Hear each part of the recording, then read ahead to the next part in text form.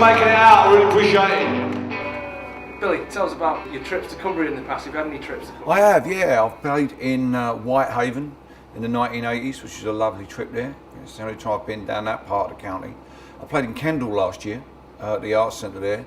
I played there right back in the early 1980s, about 84, 85. And I think this is the first time I've ever played in Penrith though. I've ever done a show here before. You probably don't get any time to spend here though, I guess. Well, we had a little bit of time around Kendal. We were on our way up to play at the Wicker Man Festival up in Strathclyde. So that was, we had a little bit of time. There's many reasons to be pleased that our young people are becoming radical again, but one of the things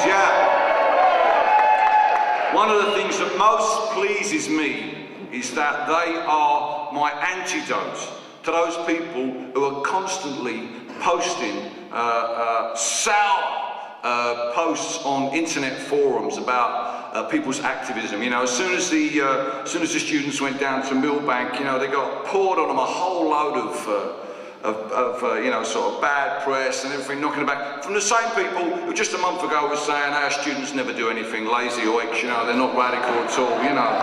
It's just. Has the political stance for you changed since you first?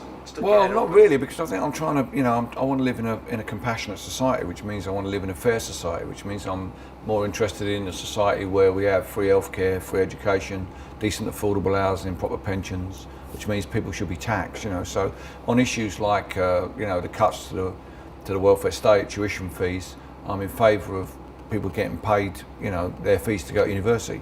On issues like people avoiding paying their taxes, I'm against that. I don't mind people making a living. I don't mind people spending money on whatever they want to spend on, providing they've paid their going rate of tax, because we do have a responsibility, I believe, to one another. So my politics haven't really changed. The political parties I work with have moved around a bit, but I think I'm probably the one thing that has changed is I've come to realise that the enemy of all of us who want to make a better world is actually not capitalism or conservatism, it's actually cynicism. And that we should be fighting against cynicism. Because by attacking cynicism, you move on to these other issues. You start to talk about issues like humanity and community, So that's the thing that's changed, I think. I've changed the way I articulate what I believe, and I don't talk in the ideological language I used during the miners' strike. I talk now in a more sort of humanistic way.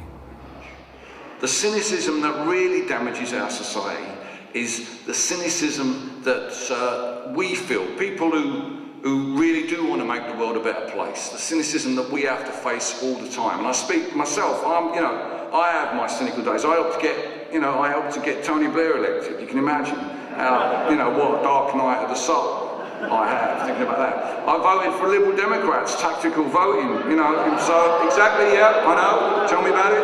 I did it for exactly the same reason that I'm attacking them now, is because I wanted to stop the Tories getting elected in West Dorset, and the Liberal Democrats let me down badly. But did I then say, oh, that's it, I'm not going to do politics anymore, that's it, I'm going to take my ball away and walk away? No, I didn't. I picked myself up, I dusted myself down, and I got back and focused on seeing what I could do to stop this Tory government with the Liberal Democratic help smash the welfare state. That's the fight I was fighting in the 1980s, that's the fight I'm going to fight now. So, do you bother releasing records anymore? Because people just tour. Yeah, I think the thing is with records is that because of the way everything's gone digital, nobody makes money out of records anymore.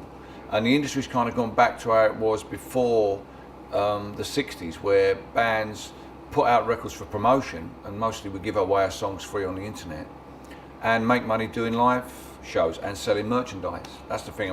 This is weird, but in the last year I'll probably give away 6 songs free on my website, and I've put out 6 different new t-shirts which I'm selling.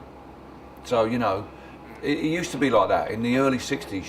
The bands made singles for promotion and the record company took all the money and they made a live shows on the back of the success of the singles, and it probably will go back like that. 1649, St George's Hill, a reggae band they called the Diggers came to show the people's will. They defied the landlords, they defied the laws, they knew that this was their strict claim and what was theirs.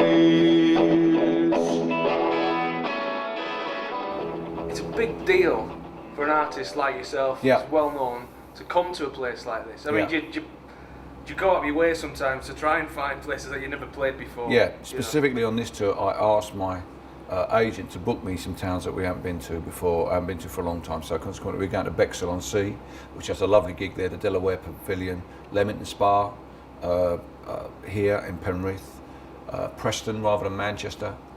You know, sort of around that sort of way. Obviously, we're going up to Glasgow tomorrow. That's a pretty mainstream kind of gig. But then we're going down all the way down to Bournemouth, and Hatfield. We started in Hatfield rather than London.